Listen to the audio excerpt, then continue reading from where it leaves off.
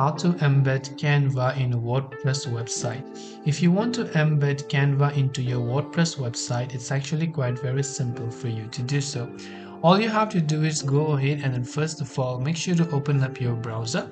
Now just go to a Canva design. By embedding, what we means is that when we copy the embed link and paste it on WordPress, any changes that we make over here will automatically also be saved on the website where we embed it. First of all, it is important for us to select the design and get its embed code. For that, on the top right, select share, and over here you can simply go to see all or three dots icon.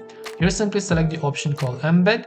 Here you can see it says embed your design on Medium, WordPress or your own website, and it will always update automatically. So click on the embed button. It will share with you the HTML embed code. So you can simply go ahead and then copy the HTML code here. Now what we want to do is come back to WordPress. You can add the embed link to a post or a page. It's totally up to you. If I select new page over here, what we want to do is I want to come to this page first of all.